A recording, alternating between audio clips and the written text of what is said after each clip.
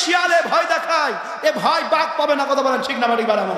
এ বাংলাদেশের জনগণ ইসলামের জন্য, কোরআনের জন্য শুধু না, এদেশের স্বাধীনতা সার্বভৌমত্বকে রক্ষা করার জন্য, এদেশের ইঞ্চি ইঞ্চি মাটিকে রক্ষা করার জন্য হাজারো তরুণ যুবক জীবন দেওয়ার জন্য রাজি হয়েছে। কথা বলেন ঠিক না বাড়ি বাড়ানো। আমাদের ভূখণ্ডের দিকে, আমাদের জমিনের দিকে একটা বার যদি আঙুল তুলে তাকিয়েছো, ওই চোখ আমরা উপড়ে ফেলার জন্য প্রস্তুত রয়েছে। কথা বলেন ঠিক না বাড়ি বাড়ানো। অতএব আমরা হুঁশিয়ারি সংকেত করতে চাই, ভারতের দাদাবাবুদের বলতে চাই, বাংলাদেশ নিয়ে সিনেমিনি খেলা যাবে না। আর এটা যদি খেলতে চাও, বাংলাদেশের মুসলমানরা দিল্লির মসনদে কালিমার পতাকা ওড়াবে। কথা বলেন ঠিক না বাড়ি বাড়ানো। এই পতাকা ওড়ানোর জন্য যদি আমার ময়দানে যেতে হয়, জীবন দিতে হয়, রক্ত দিতে হয়, এত জনতা কে রাজি রয়েছেন? দুই হাত তুলে মাওলাকে দেখা। আল্লাহর নাম বলতে কি লজ্জা লাগে? ভয় লাগে? এখন আর ভয় আছে?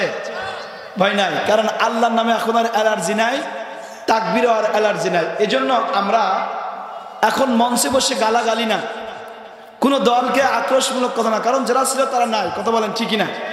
এখন যারা আছে কোরআনের কথা শোনার জন্য এসেছে, বিভিন্ন দলের মতের লোক আছে। আমরা এখন কোরআনের কথাগুলো খুব সুন্দর করে তাদের কাছে মেসেজ দিয়ে ইসলামের দিকে তাদের আহ্বান করব, এটা আমাদের মূল দায়িত্ব। কথা বলেন ঠিকই না? এই জন্য সময় গালাগালি হাম্বি তাম্বি না করে, টেবিল না থাবলায় আমরা ভক্তিমূলক কোরআনের মূল মূল পয়েন্ট থেকে ভালো ভালো কথাগুলো মানুষের হৃদয়ে ঢুকাই দিয়ে যদি ওমরের মতো 1-2 হাজার মানুষ যদি এ বাংলাদেশে আমরা আনতে পারি হেদায়েতের পথে, আর আল্লাহ যদি হেদায়েত দেন, আমার বিশ্বাস এদেশে কালিমার পতাকা উঠবে। কথা বলেন ঠিকই না? এজন্য সেই পরিবেশ আল্লাহ তৈরি করে দিন। এবং আজকের মাহফিল আমরা আসতে পেরেছি, বসতে পেরেছি, মহান রব্বে কারিম আমাদের জন্য ব্যবস্থা করে দিয়েছেন। শুকরিয়া দান বলছি আলহামদুলিল্লাহ। আরো আসতে বলেন, আরেকটু জোরে বলেন আলহামদুলিল্লাহ। আমরা সে নেতার প্রতি দরুদ পড়ব যিনি মুহাম্মদ রাসূলুল্লাহ। মাগফিরাত কামনা করছি যারা আমাদের ছেড়ে গহীন কবরে শায়িত, আল্লাহ প্রত্যেকের কবরগুলোকে মিরিয়াজুল জান্নাহ হিসেবে কবুল করুন, বলছি আমিন। আরো জোরে বলেন আমিন। সম্মানিত হাজির, আমরা এখানে যারা এসেছি এবং বসেছি, এই মুহূর্ত থেকে প্রত্যেকটি কথা আমার জন্য নসিহত, আপনাদের জন্য নসিহত। আমি নিজে ওয়াজ করব, আর সাথে আপনাদের জন্য বরকত বেড়ে যাবে। কথা বলেন ঠিকই না? এজন্য অন্ততপক্ষে আমি যতক্ষণ কথা বলবো, বিশেষ করে মাহফিল যতক্ষণ চলবে, আমরা ব্যক্তিগত কথা বলবো না। অ্যাটেনশন প্লিজ, এদিকে খেয়াল করতে হবে, এদিকে আসে। একজন যুবক তরুণ এখান থেকে উঠে বের হলে আমি মনে করবো আপনার ব্যাটারি ফিউজ। কথা বলছেন না কেন? ফেসবুকে ঢুকলে, ইউটিউবে ঢুকলে, গুগলে ঢুকলে আপনার 6 ঘন্টা পার হয়ে যায়, পোশাক পায়খানা সব বন্ধ, সেটিং চালাতেই থাকেন। আর মাহফিলে আসতে উঠা বসা করলে একজন লোক গেট দিয়ে বেরোবেন, নামিয়ে ধরে নিয়ে আসবে। কথা বলছেন না কেন? একজন দিকে বেড়াচ্ছেন, আমি নামিয়ে ধরে নিয়ে আসবো। আমি মেহমান, আপনারা মেজবান, দাওয়াত করেছেন কোরআনের কথা শোনার জন্য। কথা বলেন ঠিকই না? এজন্য মেহমানের কদর করা আপনাদের দায়িত্ব। আমি এখানে বকবার, আপনি উঠা বসা করবেন, হবে না। কথা বলেন ঠিকই না? কোন লোক যদি ঘুমাইছেন আমার চোখের সামনে পড়লে আমি নামিয়ে তুলে নিয়ে আসবো। কথা বলেন? মাহফিল দিয়েছেন সবের জন্য, নেটা বাটার জন্য না। কথা বলেন ঠিকই না? ভাই আমার, মাহফিল মানে এখন বাজার মেলা। একজন যুবক রাস্তায় চলতে পারবেন না। কথা বলেন? হয় মাহফিল প্যান্ডেলে বসবেন, আর নয় বাড়ি যে ফেসবুক চালাবেন। কথা বলেন? মাহফিল দিয়েছেন সবের জন্য, এরপরও যদি কোনো যুবক তরুণ রাস্তায় থাকেন, আমি মনে করবো ডেটিং এর ডেট আছে। কথা বলছেন না কেন? কথা বলছেন না কেন? বাপ মা বাড়ি থাকবে না, সময় মতো কাম সারবে। এর নিচে নামে আর বলার দরকার, বলতে পারবো না, কারণ এর নিচে নামলেই আবু জাহেলের উত্তরসূরি হবে। কথা বলেন ঠিকই না? দলিল আমার কাছে আছে। নাম্বার 2, কোনো মহিলা রাস্তায় চলতে পারবে না। কথা বলছেন না কেন? মাহফিল দিয়েছেন সওয়াবের জন্য, পর্দা তো পর্দায়। আল্লাহ যেখানে পর্দার বিধান ফরজ করেছেন, আমি আপনি ছুটাইবো এ ক্ষমতা আমাদের নাই। কথা বলেন ঠিকই না? মহিলাদের প্যান্ডেল আছে না সভাপতি সাহেব? মহিলারা মহিলা প্যান্ডেলে বসবেন, আর নয় বাড়ি যাই লেপ মুড়ি দিয়ে ঘুমাবেন। কথা বলে? একজন মহিলা রাস্তায় চলতে পারবেন না। অন্যদিন আপনি 9:30টার সময় রাস্তায় চলেন না, আজকে আপনি মাহফিলের জন্য আসছেন, মহিলা প্যান্ডেলে ঢুকবেন, আর নয় বাড়ি যাই ঘুমাবেন। এটা কোরআনের মাহফিল। কেন? আল্লাহ বলছেন ওয়াকালাল্লাযিনা কাফারু লা তাসমাউ লিহাযাল কুরআনি ওয়ালগাউ ফীহি লাআল্লাকুম তাগলিবুন। যেইখানে কোরআনের কথা হয় ওইখানে যদি কেউ ব্যক্তিগত কথা এবং জ্ঞানজাম করে জানতে পারে ওরা আবু জেহেলের উত্তরসূরি। কথা বলেন ঠিক না? কথা বলে। অতএব আল্লাহ আমাদের সুমতি দান করুন, বলছি আমিন। তবে হ্যাঁ, বিনয়ের সাথে কথা বলবো আমরা। কিসের সাথে বলেন? আমরা বুঝাতে চাচ্ছি যে কথা, যেখানে এই পৃথিবীর মধ্যে আসমানের নিচে জমিনের উপরে কুল বিফাদলিল্লাহি ওয়া বিরহমাতিহি ফাবিযালিকা ফালাফরাহু, চিল্লা বলেন আল্লাহু আকবার। এই পৃথিবীর উপরে এবং আসমানের নিচে সবচেয়ে শ্রেষ্ঠ অনুষ্ঠান হলো কোরআনের অনুষ্ঠান। সুবহানাল্লাহ, বাড়ি যাই বলেন, জোরে বলেন সুবহানাল্লাহ। সম্মানিত, সেই শ্রেষ্ঠ অনুষ্ঠানে আসতে পেরে আমরা খুশি না বাজা? আরেকবার বলছি আলহামদুলিল্লাহ। আমরা যে নেতার উম্মত, ইনি একজন মহামানুষ, মহামানব, ঠিক কিনা বলেন? যার সম্পর্কে আল্লাহ কোরআনে নোট করেছেন, ওয়া ইন্নাকা লাআলা খুলুকিন আযীম, indeed you are of a great moral character. হে নবী, আপনাকে গোটা বিশ্বের ভিতরে সবচেয়ে উত্তম চরিত্রের অধিকারী আমি আল্লাহ বানাই দিয়েছি।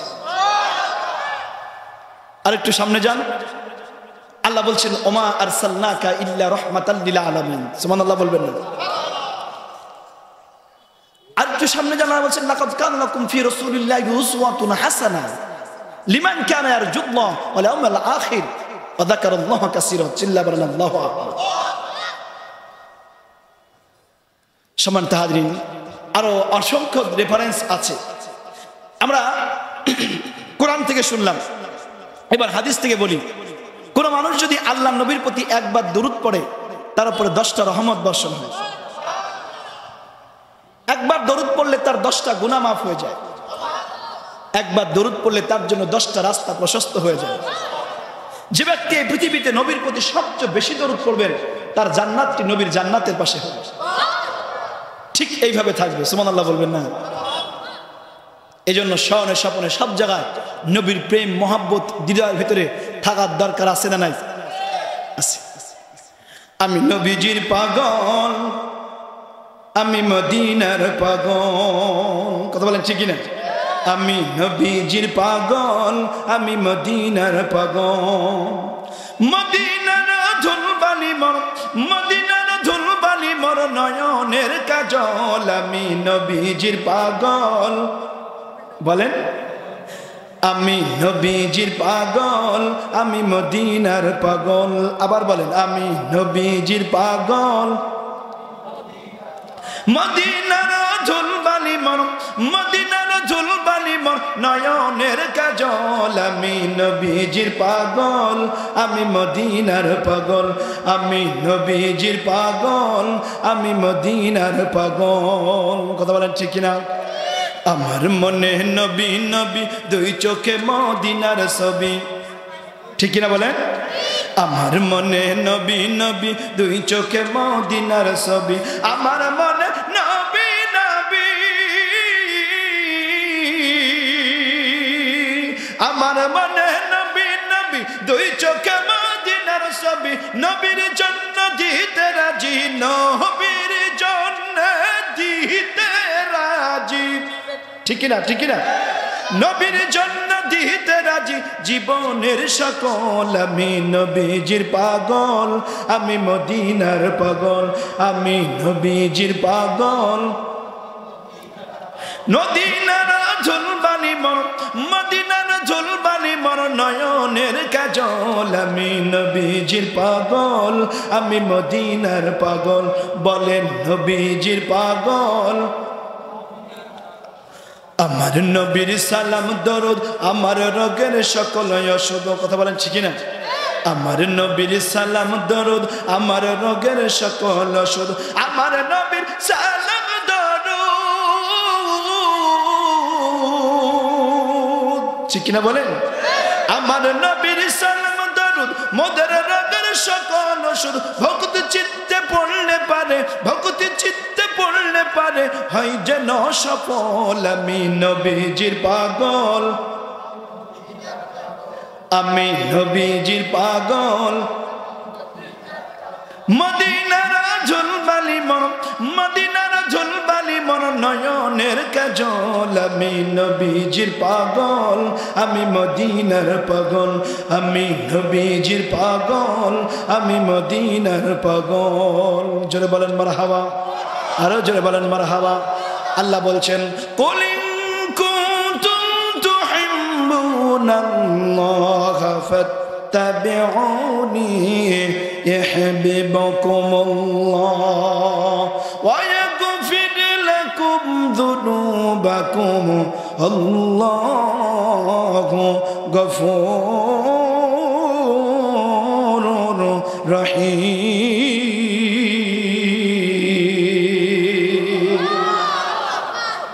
I expect the protection of Allah subhanahu wa ta'ala from the husbanding of rejected shaitan. In the name of Allah, the internally merciful, the especially merciful. Chilla bolan Allahu Akbar. বিতাড়িত শয়তান হইতে আল্লাহ তাআলার নিকট আশ্রয় প্রার্থনা করছি। পরম করুণাময় দয়ালুদাত আল্লাহর নামে শুরু করছি। যারা জানেন যে বিসমিল্লাহির রহমানির রহিমের ভিতরে 19টা হরফ আছে, সুবহানাল্লাহ হবেন না? বিসমিল্লাহর মধ্যে 19টা হরফ। জাহান্নামের দারোগা 19 জন। যার জাহান্নামের প্রধান দারোগার নাম হলো মালিক দারোগা, আরো 18 জন আছে। জোরে বলেন আল্লাহু আকবার। আমার ভাইরা বাপজিরা ও আমার মায়েরা বোনেরা ও আজকের মাহফিলের শ্রোতা, আমি আপনাদের জন্য একটা আমল বলে যাই। কোনো মানুষ যদি প্রত্যেকটি ভালো কাজের শুরুতে বিসমিল্লাহ বলতে পারে আর ওই কাজটা যদি বিসমিল্লাহ দিয়ে শুরু করতে পারে, 19 জন জাহান্নামের দারোগা থেকে আল্লাহ তারে পরিত্রাণ দিয়ে দেবে। বিসমিল্লাহির রহমানির রহিম বলেন না আমার সাথে একবার, বিসমিল্লাহির রহমানির রহিম। কয়টা হরফ? 19টা। 190টি নাকি আপনার আমলনামায় লেখা হয়ে গেছে। সুবহানাল্লাহ। আগামীকাল বলেন জোরে বলেন সুবহানাল্লাহ। আজকের মাহফিল পেয়ে আমরা খুশি না বাজার, কিন্তু আমি একটু অখুশি, কারণ মনে হচ্ছে যেন স্মৃতি পাকড়া ভাব। আফসোস যুবকেরা, তরুণেরা, তোমাদের দিকে ইসলাম তাকিয়ে আছে। তোমরা এদেশে অভ্যুত্থান ঘটিয়েছো, কথা বলেন ঠিক কিনা? আজকের ছাত্ররা যদি, আজকের যুবক তরুণরা যদি মাঠে ময়দানে না নামতো, আমরা স্বৈরাচার থেকে মুক্তি পেতাম না, কথা বলেন ঠিক না? এই জন্য যুবকেরা আসো, তোমাদের জন্য কোরআন হাতছানি দিয়ে রাখছে। কিভাবে? কোরআনের 6236টি আয়াতের ভিতরে একটি আয়াত হলো এক্সেপশনাল। সেটা কি? আল্লাহ বলছেন, ইয়া আইয়ুহাল ইনসানু মা গাররাকা বিরাব্বিকাল কারীম। ম্যানকাইন্ড, ওহে মানুষ, ইয়া আইয়ুহাল ইনসান মা গাররাকা বিরাব্বিকাল কারীম।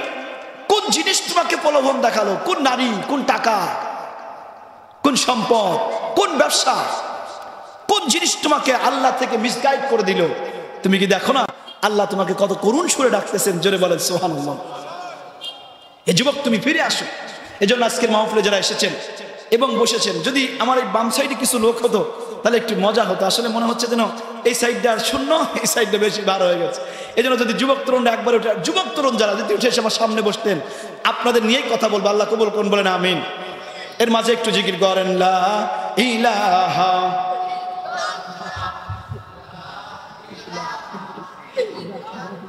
আর আদার একটু লাগান একসাথে। থামেন থামেন, যেভাবে জিকির করছে মনে হয় জন্ডিসের রোগী। একবার কালিমা পড়লেই আল্লাহ জান্নাত দেবেন, সে কালিমা না, এই কালিমা না। প্রাণ খুলে মহাব্বতের সাথে বলেন না, আল্লাহ আল্লাহ আল্লাহু লা ইলাহা। ও আল্লাহ আল্লাহ আল্লাহু লা ইলাহা, লা ইলাহা ইল্লাল্লাহু মুহাম্মাদুর রাসূল। পাখির গানে গানে, হাওয়ারি টানে টানে, ওই নামেরই সুর উঠে যায়, ওই নামেরই ফুল ফুটে যায়, হইয়া মাতোয়ারা লা ইলাহা। ও জোরে লা ইলাহা, লা ইলাহা ইল্লাল্লাহু মুহাম্মাদুর রাসূলুল্লাহ। আল্লাহ আল্লাহ কি যে মধুর নাম, বলেন সবাই আল্লাহ আল্লাহ কি যে মধুর নাম। গস গসানি পাক পাকানি গাই যেন সে গান। আল্লাহ আল্লাহ কি যে মধুর নাম। লা ইলাহা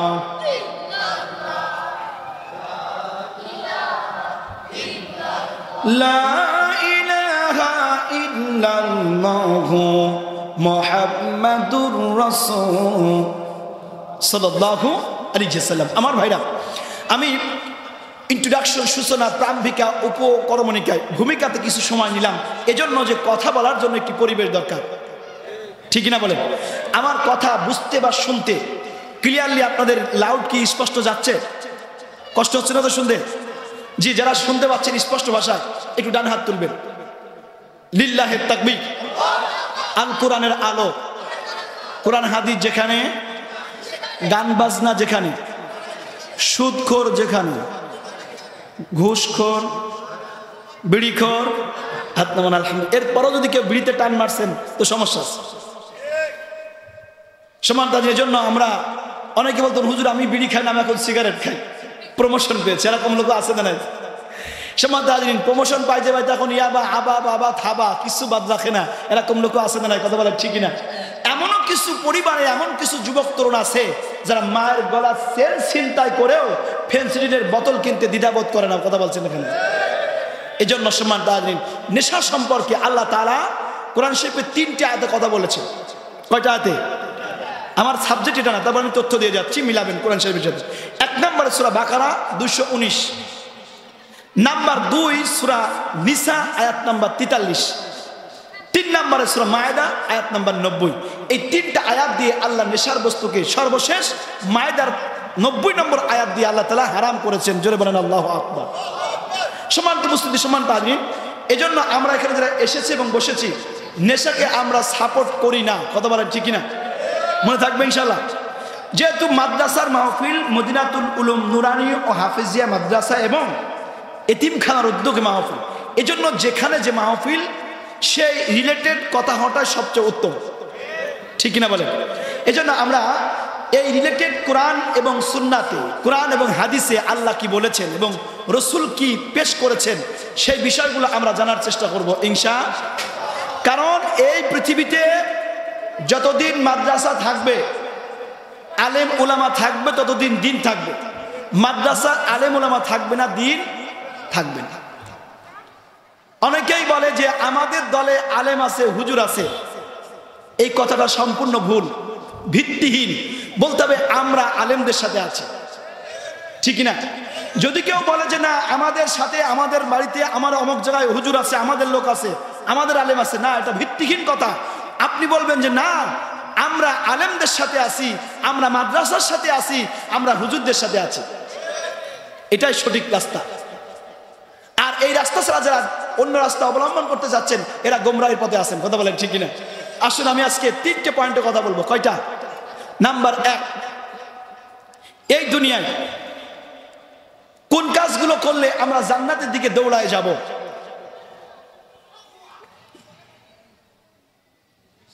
আমাদের কাছে সমান দাদিন, আসুন আমরা এখানে যারা এসেছি এবং বসেছি, আমাদের জন্য এখন একটি আয়াত নাজিল হচ্ছে, যেন মনে হয় কোরআন শুনলে যেন এই মাত্র আল্লাহ তাআলা নাজিল করছেন। সুবহানাল্লাহ বলবেন না? এখন আপনাদের জন্য, রাস্তার ঘাট সবার জন্য, আমার জন্য এবং মঞ্চের শ্রোতাদের জন্য আল্লাহ বলছেন। কে বলছেন? বিসমিল্লাহির রাহমানির রাহিম। وَإِذَا قُرِئَ الْقُرْآنُ فَاسْتَمِعُوا لَهُ وَأَنصِتُوا لَعَلَّكُمْ تُرْحَمُونَ।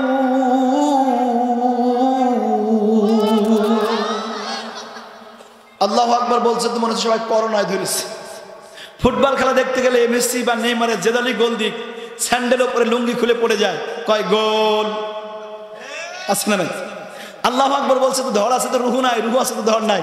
আমি একটু ট্রাই করতে চাই, এখানে যারা যুবক রয়েছেন বিবাহ করেন না, আনম্যারিড, শুধু তারা বলবেন, বিবাহিতরা বলবেন না, শুধু আনম্যারিডটা বলবেন লিল্লাহে তাকবীর, লিল্লাহে তাকবীর। বিবাহিতরা বলবেন না। এবার যারা বিয়ে করেছে, চুলদাড়ি পাকছে তো কি হয়েছে, মন পাকে না, কথা বলেন ঠিক না? এখনো জিহাদ শুরু হলে খেজুরি বাগুনি দৌড়াবো, কথা বলেন ঠিক না ভাই ঠিক? শুধু বিবাহিতরা বলবেন লিল্লাহে তাকবীর। হ্যাঁ জয়যুক্ত হয়েছে, হ্যাঁ জয়যুক্ত হয়েছে, যুবক ভাড়া বিয়ে বন্ধ। একজন যুবকের 1 বছর এলাকায় বিয়ে হবে, বিয়ে হবে কি, যে আসতো মিস কল সঙ্গে সঙ্গে ব্যাক কল, যেই বললো হেলা, যুবকের জীবন গেল। 3 বছরের ছুরি হোক আর 70 বছরের বুড়ি হোক, মহিলা কণ্ঠ হলেই হইল, আছে না নাই? আমার এক বন্ধু প্রেম করছে 6 মাস, বলছে দোস্ত 6 মাস পরে দেখা করতে গেলাম, পার্কের ভিতরে বসে আছে, ফোন দিলাম, যে রিসিভ করছে মনে হচ্ছে আমার নানির চেয়েও বয়স বেশি, কথা বলেন হয় কি হয় না? এই জন্য যুবকরা, তরুণেরা, যে পরিমাণ আল্লাহ তোমাকে নিয়ামত দিয়েছে তোমার বডির ভিতরে, এক একটা চোখে CELL সেল, এক এক চোখে 13 কোটি, সুবহানাল্লাহ কবেন না? 2 চোখে 26 কোটি সেল আছে। এই চোখ দিয়া যে পরিমাণ মোবাইলে, ইমোতে, হোয়াটসঅ্যাপে, মেসেঞ্জারে, টেলিগ্রাম, উইকিপিডিয়া, ইউটিউবে যে পরিমাণ চোখ তুমি রাখছো, আল্লাহর দেয়া নিয়ামত তুমি ধ্বংস করতেছো। কোন এক সময় দেখবা তুমি আছো, তোমার চোখ নাই, তুমি আছো, তোমার যৌবন নাই, বসে উঠতে গেলে মাথা ঘুরবে, রাতের পর রাত জেগে জেগে তুমি মোবাইল চালাচ্ছ। এমন এক সময় হবে যে মোবাইল চার্জে দিলেও তোমার কানের কাছে রেখে দিয়েছো, তোমার ব্রেন ক্যান্সার হতে পারে, তোমার হার্ট ব্লক হতে পারে। এজন্য আল্লাহ তাআলা যেন আমাদের সুমতি দান করেন, সকলে বলছি আল্লাহুম্মা আমিন। আরো একবার বলেন আল্লাহুম্মা আমিন। এই আকাশ সংস্কৃতি ও অপসংস্কৃতি থেকে আল্লাহ আমাদের হেফাজত করুন, আর একবার বলছি আল্লাহুম্মা আমিন। তো আমার প্রথম নম্বর পয়েন্ট, 3টা পয়েন্টের মধ্যে 1 নম্বর পয়েন্ট, দুনিয়াতে কোন কাজ করলে আমরা জান্নাতের দিকে দৌড়াবো। আসুন সেই সম্পর্কে আল্লাহ কি বলছে শুনি।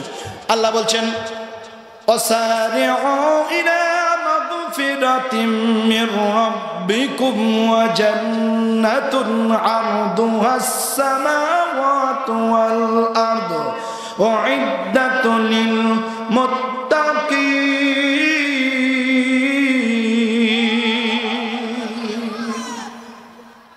ওয়াসারিউ, ওয়া মানে আর, ও মানে এবং, সারিউ মানে দৌড়াও, কি করো, দৌড়াও, ইলা মানে দিকে, সুবহানাল্লাহ বলবেন না? ওয়াসারিউ ইলা মাগফিরা, আল্লাহর ক্ষমার দিকে, সুবহানাল্লাহ বলবেন না? আল্লাহ বলছেন তোমরা দৌড়া আল্লাহর ক্ষমা, জান্নাতিন আরদুহাস সামাওয়াতু ওয়াল আরদ, এমন দিকে দৌড়াও আল্লাহর ক্ষমা এবং জান্নাতের দিকে, যে জান্নাতের প্রশস্ততা আসমান থেকে জমিন পর্যন্ত।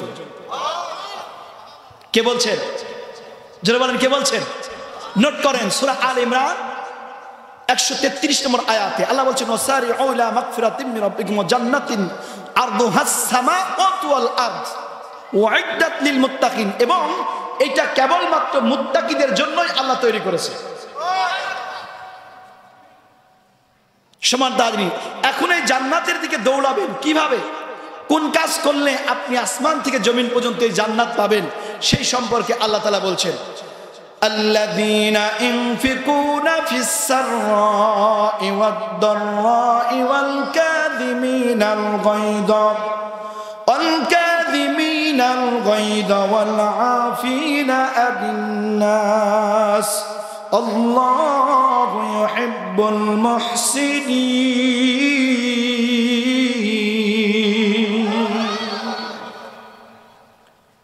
কোন কাজগুলো করবেন, এই কাজ সম্পর্কে আমি 3টা কথা বলবো। আল্লাহ বলেছেন, আল্লাহর কথাগুলো আমি মেসেঞ্জার, আমি কি, আমি একজন বার্তা বাহক, আপনাদের জন্য চিঠি নিয়ে আসছি আল্লাহর পক্ষ থেকে, আল্লাহর দেওয়া চিঠি, আল্লাহ তাআলা আমাকে পিয়ন হিসেবে পাঠিয়েছেন আপনাদের কাছে, সুবহানাল্লাহ কবেন না? এখন এই চিঠির কথা, চিঠির ভিতরে কি লেখা আছে, এইটা শোনার পরে যদি আপনার রাগ হয় আমার প্রতি, তাহলে এটা আপনার ভুল মেসেজ, কথা বলেন ঠিক কিনা? চিঠি যিনি দিয়েছেন রাগ তার উপরে করবেন, আমি তো পৌঁছায় দিচ্ছি, ঠিক কিনা বলেন? আমার উপরে রাগ করে কোনো লাভ নাই। আল্লাহ বলছেন যে ওয়াসারিউ ইলা মাগফিরাতিম মির রাব্বিকুম, অতএব জান্নাতের দিকে দৌড়াবেন। কোন পয়েন্টে দৌড়াবেন আল্লাহ সে কথা বলছেন যে কি, আল্লাযী, আর যারা, ইনফিকুন ব্যয় করে, সাররাই ওয়াদ দাররা, সচ্ছল অসচ্ছল। সুবহানাল্লাহ। কোন মুফাসসিরিনে কিরাম বলছেন যে সচ্ছল অসচ্ছল, ধনী গরিব, সুস্থ অসুস্থ, সর্ব অবস্থায় যারা আল্লাহর রাস্তায় দান করে এরা যেন জান্নাতের দিকে দৌড়ানো শুরু করেছে। আমি আপনাদেরকে একটি আয়াত শুনিয়েছি সূরা আরাফ 204, যার অর্থ হলো ওয়াইদা কুরিয়াল কুরআন, আর যখন তোমাদের সামনে কোরআন তেলাওয়াত করা হয় ফাসতামিউ লাহু, দ্বারা আল্লাহ কোরআন বুঝিয়েছেন, আলেম উলামা যারা আছেন বুঝবেন। ওয়া আনসিতু,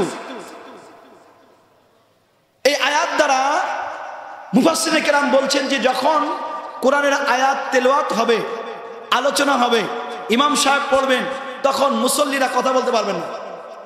কে বলছেন? ওয়াইদা কুরিয়াল কুরআন ফাসতামিউ লাহু ওয়া আনসিতু, attention please, listen to me, keep silent, কথা বলা যাবে না। কে বলছেন? জোরে বলেন, কে বলছেন? আল্লাহ বলছেন। অতএব আমি আপনি যদি হৃদয়ের কান, দিলের কান, অন্তর্চক্ষু, চর্মচক্ষু লাগিয়ে দেই, আল্লাহ তাআলা বলছেন প্রথম পুরস্কার হলো লাআল্লাকুম তুরহামুন, আশা করা যায় এই জায়গায় আল্লাহ সাকিনা নাজিল করবেন, রহমত বর্ষণ করবেন। মহিলা প্যান্ডেল, পুরুষ প্যান্ডেল, দুই জায়গায় আল্লাহ তাআলা রহম বর্ষণ করবেন। সুবহানাল্লাহ হবেন না? তাহলে এখানে আসার পর এখন রহমত হয় না গজব হয়? রহমত না গজব? সম্মানিত হাজির, আল্লাহ তাআলা আমাদের তৌফিক আর হিকমত দান করুন, আমরা যেন এ জায়গায় বসতে পারি এবং কথা বন্ধ করতে পারি। আমি একটা তাকবীর দেব, এই তাকবীরের পরে উঠা বসা করতে পারবেন না। একজন লোক উঠলে আমি মনে করবো একটা হলুদ কার্ড, এটা কোরআনের মাহফিল, যেন তেন মাহফিল না। আপনি উত্তরবঙ্গের মানুষ হয়েছেন তো কি হয়েছে, আপনি এখন কোরআনের সদা কথা বলেন, ঠিক না বাড়ি বাড়ান। একজন লোক এখান থেকে উঠলে, নড়াচড়া করলে, উঠা বসা করলে আল্লাহর কোরআনের সাথে গাদ্দারি করা হবে, কথা বলেন, ঠিক না বাড়ি বাড়ান। এসেছেন কোরআন শোনার জন্য, এটা গানের ভাড়াবার কনসার্ট না, কথা বলেন। এখন আপনি কোরআনের ছাত্র, আধা ঘন্টা 1 ঘন্টার জন্য কোরআনের ছাত্র, কথা বলেন, ঠিক না বেটি? আপনার কথা বন্ধ হবে, শব্দ বন্ধ হবে, নড়াচড়া বন্ধ হবে। এরপরেও যদি আপনি নড়াচড়া করেন আপনার জন্যই মাহফিল না, কথা বলেন, ঠিক না? আমি 10 তখন চোখ বন্ধ করছি, আপনি চলে যান, আপনার মতো শ্রোতার আমার দরকার নাই। পরিবেশ এখনো সুন্দর হচ্ছে না, আপনারা, আমি বুঝাচ্ছি কোরআন দিয়ে, তারপরে মনে হচ্ছে যে না আপনাদের ভিতরে কেমন যেন একটা অস্বস্তি ভাব। আমি একটা তাকবীর দেবো, তাকবীরের পরে কথা বন্ধ হবে। আল্লাহ কবুল করুন, বলেন আমিন। লিল্লাহে তাকবীর। দেখুন তো প্যান্ডেলের ভিতরে আর কেউ কথা বলছে কিনা? কথা বলছো না, সামনে বসে কথা বলে, আমি কথা বলতে পারবো না বাবা। সম্মানিত হাজিরিন, কোরআনের মাহফিল বিনয়, নম্রতা, ভদ্রতা, এটা আল্লাহ তাআলার পক্ষ থেকে পাওয়া যায়, কথা বলেন, ঠিক না? রাস্তায় চলাফেরা করতে দেখলেই, আচরণ দেখলে বোঝা যায় যে আমরা কেমন মানুষ, কথা বলেন, ঠিক না বেঠিক? একজন জ্ঞানী লোক বলছেন যে হাড়ির মধ্যে কি আছে? হাড়ি মানে আল্লাহ তাআলা বলছেন পেট, অন্তর।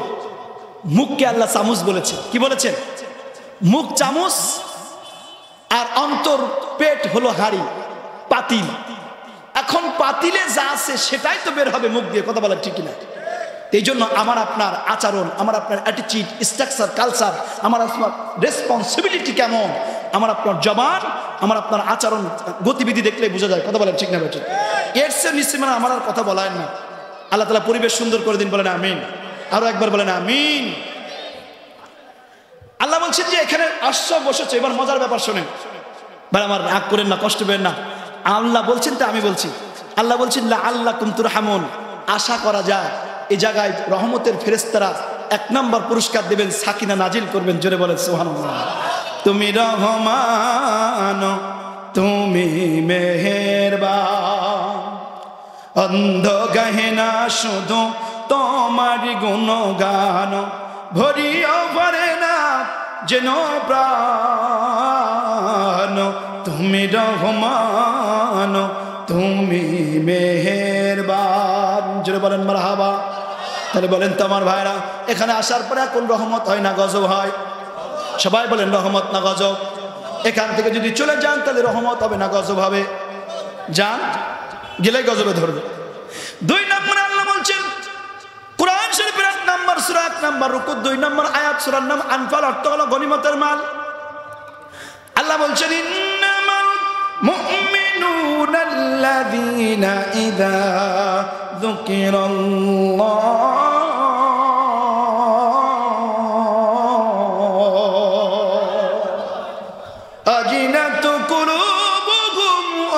وإذا تليت عليهم آياته زادتهم إيمانا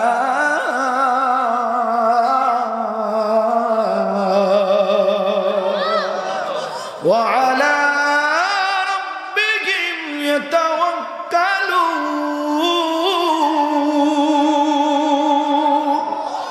ওমর রংপুর মহানগর সিটিবাসী কান খুলে শোনেন, কথা আমার না, আল্লাহ বলছেন ও দুনিয়ার মানুষেরা, পুরুষ এবং মহিলা, তোমরা যখন কথা বন্ধ করে দিয়েছ, নড়াচড়া বন্ধ করে দিয়েছ, এদিকে ওদিকে তাকানো বন্ধ করে দিয়েছ, হৃদয়ের কান, দিলের কান, চর্মচক্ষু, অন্তর্চক্ষু, কোরআন যেখান থেকে বেশি আসতেছে লাগাই দিয়েছ, আমি আল্লাহ 2 নাম্বার পুরস্কার ঘোষণা করলাম, তোমাদের অন্তরের ভিতরে আল্লাহর প্রতি ভীত সন্তোষ।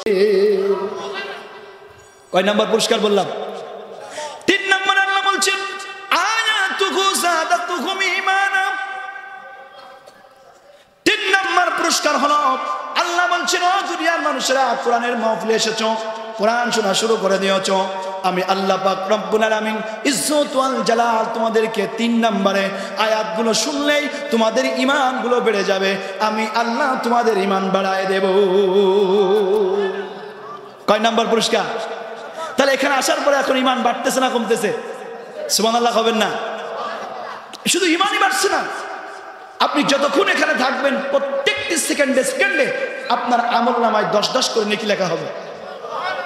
ফেরেশতারা একজনের কাঁধের উপরে আরেকজন হাত দিয়া, একজনের কাঁধের উপরে আরেকজন হাত দিয়া ভাড়া আমার আসমান পর্যন্ত ঘিরে রেখেছে। সুবহানাল্লাহ হবেন না? আরো একবার বলেন আলহামদুলিল্লাহ। ওয়া আলা রাব্বিহিম ইয়াতাওয়াক্কালুন।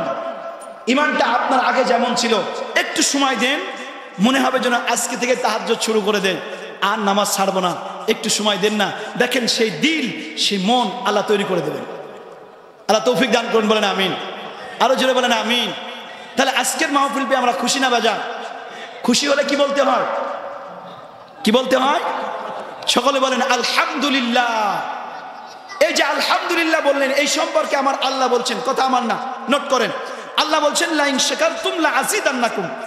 13 নম্বর পারা 13 নম্বর পৃষ্ঠা সূরা ইব্রাহিম 1 নম্বর রুকুর 7 নম্বর আয়াতের একটি সেন্টেন্স। বান্দা যখন শুকরিয়া আদায় করে তখন আল্লাহ তার নিয়ামত বাড়ায় দেয়। এজন্য যে ব্যক্তি অল্পতে তুষ্ট থাকে, তাকওয়া ভিত্তিক ভাবে চলে, আল্লাহ তাআলা তাকে বরকত বাড়ায় দেয়।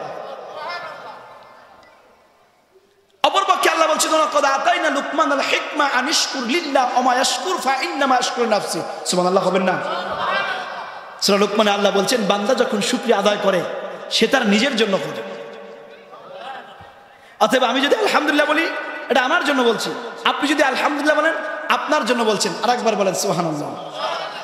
জি, এবার আসুন আমাদের মূল পয়েন্টে যাই। আমি 3টা পয়েন্টে কথা বলবো। জান্নাতের দিকে দৌড়াতে হলে কি কাজ করলে আপনি জান্নাতের দিকে যাবেন? যেহেতু অসারিউ ইলা, আল্লাহ বলছেন দৌড়াও ওই দিকে। কোন দিকে? মাগফিরাতিম মির রাব্বি। আল্লাহু আকবার। আল্লাহর ক্ষমা এবং জান্নাতের দিকে, যার প্রশস্ততা আসমান থেকে জমিন পর্যন্ত। আর একবার বলেন সুবহানাল্লাহ। আদৌ কি জান্নাত আসমান থেকে জমিন পর্যন্ত? না, এর চেয়ে অনেক প্রশস্ত। কারণ যে ব্যক্তি সর্বনিম্ন জান্নাত পাবেন তিনি এই দুনিয়ার 10টা সমান দুনিয়ার মতো একটা জান্নাত পাবেন। আল্লাহ ফর এক্সাম্পল দিয়েছে। আল্লাহ বলছেন সচ্ছল অবস্থায় তোমরা আল্লাহ রাস্তায় দান করবে। অসুস্থ হয়েছ, সদকা চালায় যাও। গরিব হয়ে গেছো, সদকা চালায় যাও, বন্ধ করবে না। অনেকেই বলে হুজুর ব্যবসার অবস্থা মন্দা, কিভাবে দান করব?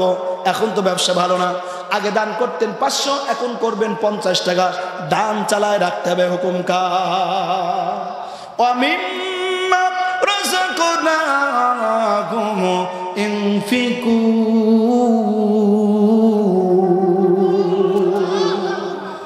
দালিকাল কিতাবু লা রাইবা ফি হুদাল লিল মুত্তাকিন। বুঝতে পারছেন না? This is the book which there is no doubt. সুবহানাল্লাহ হবেন না? এটি এমন একটি কিতাব যার ভিতরে যারা পরিমাণ কোনো সন্দেহ নাই, ভুল নাই। আর একবার বলেন সুবহানাল্লাহ। সেই কিতাবে আল্লাহ বলছেন ওয়ামিম্মা রাযাকনাহুম ইনফিকুন। আমি আল্লাহ তোমাদের যে সম্পদ দিয়েছি, এই সম্পদ সব তোমাদের না। ওয়াজ শুধু শুনবেন না, কিছু আজ আজকের মাহফিল শোনার পরে বাড়িতে নিয়ে যাবেন। এই যে এখন যে খড়গুলো বিছাই দেওয়া হচ্ছে, এগুলো কিসের খড়? ধানের খড় না? আচ্ছা, এই ধান কি অন্য মাঠে হয়েছে না আপনাদের মাঠে হয়েছে? আপনাদের মাঠে হয়েছে, মাশাআল্লাহ, ওয়াজ বুঝছেন। এবার খেয়াল করুন, বলা হচ্ছে যদি কৃত্রিম ভাবে আপনার জমিতে বিঘা প্রতি 20 মণ ধান হয়, তাহলে 20 মণ ধান থেকে 1 মণ ধান আল্লাহ রাস্তায় সূরা তওবার 60 নম্বর আয়াত অনুযায়ী লিল ফুকারা ইল মাসাকিন 8 শ্রেণীর মানুষের ভিতরে বিতরণ করতে হবে। হুকুম কার? আর এটা কি হুকুম? ফরজ। বলেন কি? জোরে বলেন না, কি ফরজ? কেন? আল্লাহ যেখানেই নামাজের কথা বলেছেন সেখানে যাকাতের কথা বলেছেন, আকিমিস সালাহ ওয়া আতুজ যাকাত। আরেকবার বলেন সুবহানাল্লাহ। অতএব আমার ভাইরা কান্নান, 1 বিঘা ভূমিতে আপনার 20 মণ ধান হয়েছে, ঠিক এইভাবে আপনার 750 কেজি ধান আপনার হয়েছে। 750 কেজি ধান যদি আপনার হয়, আপনার উপরে ওসর দিয়া মাসলা অনুযায়ী, ফিকা অনুযায়ী আপনার উপরে ফরজ হয়ে গেছে। 750 কেজি ধান যদি কারোর ঘরে আসে, তাহলে তার উপরে ওসর দেওয়া ফরজ হয়ে গেছে। কি হয়ে গেছে? এখন এইটা যদি আপনি না দিয়ে 20 মণ ধানই খেয়ে নেন, তাহলে আপনার ব্রেন স্ট্রোক হবে, হার্ট ব্লক হবে, নামাজ না পড়েও সকালবেলা গুটগুট গুটগুট করে দৌড়াতে হবে, কারণ ডায়াবেটিসে ধরছে। এর চেয়ে ভাই ওয়াজ করার কায়দা নাই। কথা বলেন ঠিক না ঠিক? এরপরও যদি না বোঝেন, আমার বোঝানোর কায়দা নাই। এজন্য 20 মণে 1 মণ ধান আপনি আল্লাহ রাস্তায় দেবেন, এটা আপনার জন্য ফরজ। যদি মনে করেন ধান আপনার, তাহলে আপনার হার্ট ব্লক হবে, আপনার ডায়রিয়া শুরু হবে, বিভিন্ন রকম রোগে আপনাকে পাকড়াও করবে। তখন 20 মণ ধান বেচা হবে না, 20 লক্ষ টাকায়ও ওই রোগ সারবে না, কারণ আপনি আল্লাহর হুকুমকে অমান্য করেছেন। মেসেজ কি ক্লিয়ার হচ্ছে? নাম্বার 2, খুব খেয়াল করেন, আপনার ব্যবসায় 10 লক্ষ টাকার মাল আছে দোকানে, এগুলো আওয়াজ না, ওয়াজ বাড়িতে নিয়ে যাবেন। সচরাচর বক্তারা এই ওয়াজগুলো আমরা করি না, আর এগুলো মানুষের হৃদয়ে ঢুকায় দেওয়া দরকার। কথা বলেন ঠিকই না? ম্যাক্সিমাম মানুষের ব্যবসা আছে, মাঠ আছে, বাগান আছে, জমি আছে, ফসল আছে। এখান থেকে আপনাদের উপরে আল্লাহর একটি বিধান আছে। কি বিধান? আপনার দোকানে 20 লক্ষ টাকার মাল আছে, আপনার উপরে 50,000 টাকা বছর শেষে যাকাত দেওয়া ফরজ। কি দেওয়া ফরজ? যাকাত দেওয়া ফরজ। 1 লক্ষ টাকা আপনার ব্যাংকে গচ্ছিত আছে, ওই 1 লক্ষ টাকায় 2,500 টাকা আপনার উপরে যাকাত দেওয়া ফরজ। ওই যাকাত যদি আপনি না দেন, আপনি আল্লাহর সাথে গাদ্দারি করেছেন, আল্লাহর হুকুম অমান্য করেছেন। যে কোনো সময় আপনি প্রস্তুত থাকেন, 10 লক্ষ টাকার রোগ আপনার উপরে আল্লাহ দেবেই দেবে। তখন কিন্তু আমার অন্য দিক থেকে গেলে খুব সহ্য করবেন, কিন্তু আল্লাহর হুকুম মানবেন না। কথা বলেন ঠিকই না?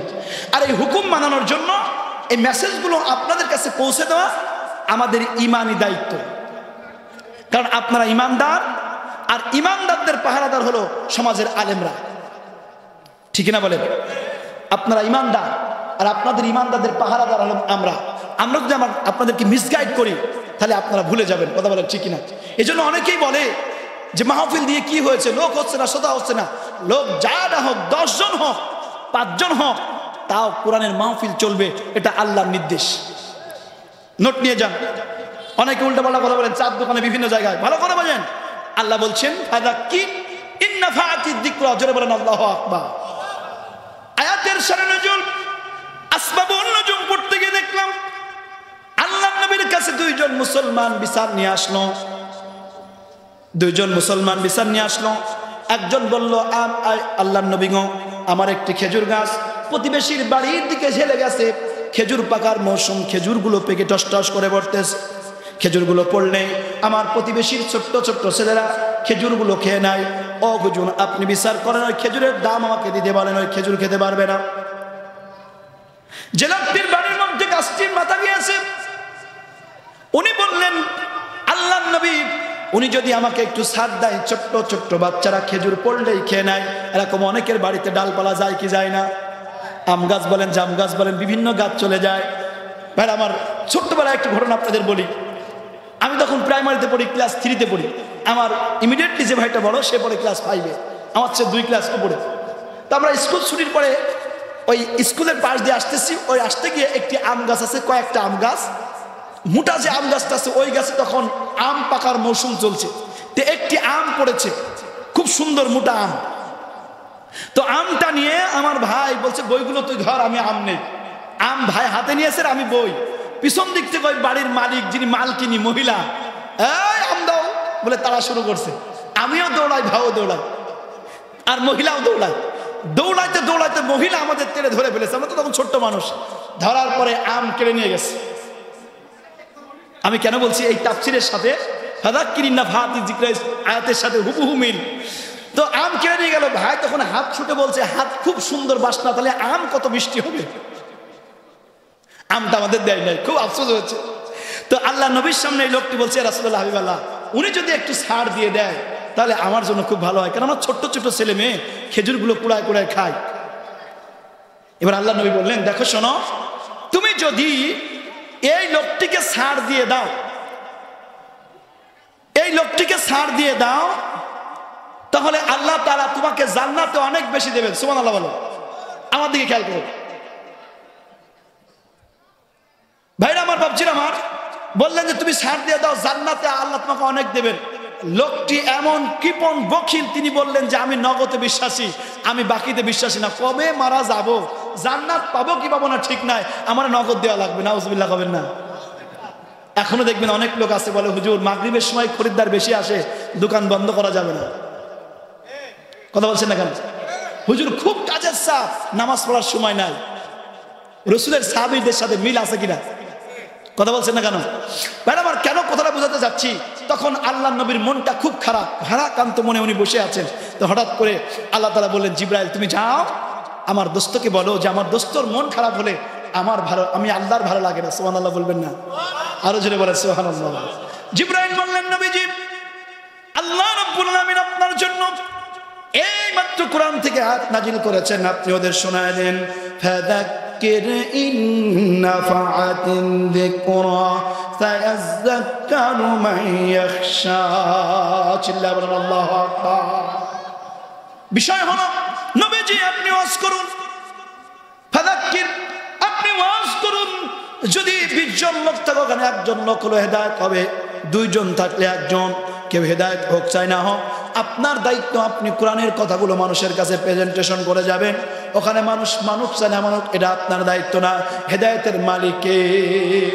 ইন্নাকা লাতাহদি মান আহবাবতা ওয়ালাকিন্নাল্লাহা ইয়াহদি মান ইয়াশা। নবীজি হেদায়েতের দায়িত্ব আপনাকে আমি দেই না।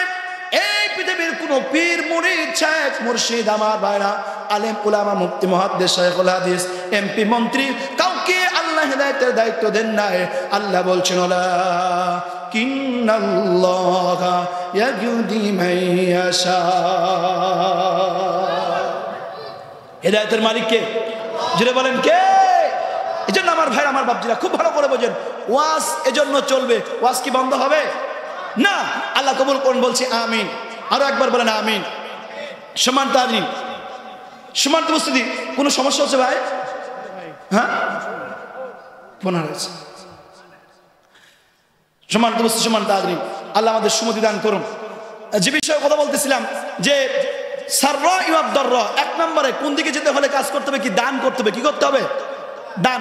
সচ্ছল অসচ্ছল, সুস্থ অসুস্থ, ধনী গরিব, সর্বাবস্থায় দান চালাতে হবে। হুকুম কার? নোট করেন, সূরা আলে ইমরান 134 নম্বর আয়াতের 2 নম্বর সেন্টেন্স, সাররাই ওয়াদ দাররা। 3 নম্বর, 2 নম্বর কাজ কি? 2 নম্বর কাজ হলো আল্লাহ বলছেন, কাযিমিনাল গায়জ, রাগকে নিয়ন্ত্রণ করতে হবে। হুকুম কার? রেগে গেলেন তো হেরে গেলেন। 5 সেকেন্ডের জন্য বউ তালাক হয়ে যায়, 10 সেকেন্ডের জন্য বংশে বংশে মারামারি হয়, 2 সেকেন্ডের জন্য মানুষ মার্ডার হয়ে যায়। কথা বলছেন না কেন? হয় কিনা? এই সময়টা যদি একটু ধৈর্য ধরতেন 15 সেকেন্ড, তাহলে আল্লাহ তাআলা ওই গ্যাঞ্জাম, ওই ফিতনা, ওই বউ তালাক থেকে আল্লাহ আপনাকে হেফাজত করতেন। জোরে বলেন সুবহানাল্লাহ। এই আয়াতের ব্যাখ্যা পড়তে গিয়ে একটি ঘটনা পেলাম, সেটা হলো এই, হযরতে হুসাইন রাদিয়াল্লাহু তাআলা আনহুর বাড়িতে একজন মেহমান এসেছে। এই মেহমান আসার পরে হযরতে হুসাইন তার বাড়ির কাজের মেয়েকে বললেন, তুমি এক কাজ করো, বাড়ির ভিতরে কোনো খাদ্য আছে কিনা দেখো।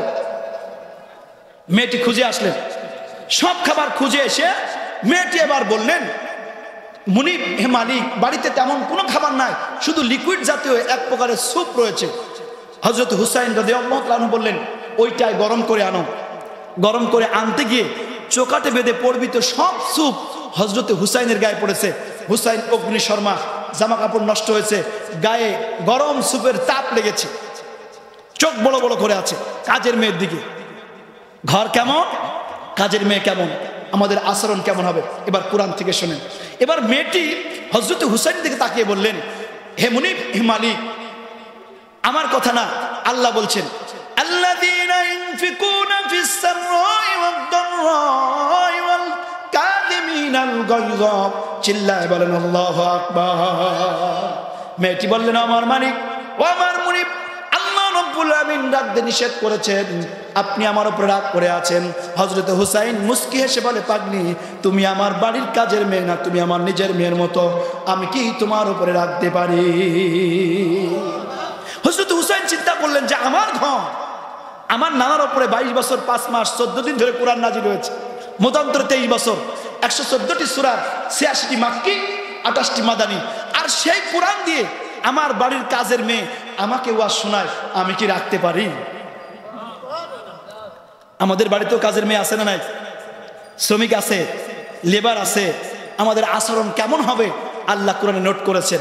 মেয়েটি বললেন, আল কাযিমিনাল গায়য, আপনি আমার উপরে রাখবেন না, আল্লাহ রাখতে নিষেধ করেছেন। জোরে বলেন সুবহানাল্লাহ। এবার হযরত হুসাইন তারপর মনে মনে কি যেন বলতেছে। তখন মেয়েটি বললেন যে আমার মুনিব, আমার মালিক এখন আমার উপরে খুশি হন নাই। এবার মেয়েটি বললেন, ওয়াল আফিনা আনিন নাস আল্লাহু ইউহিব্বুল মুহসিনিন।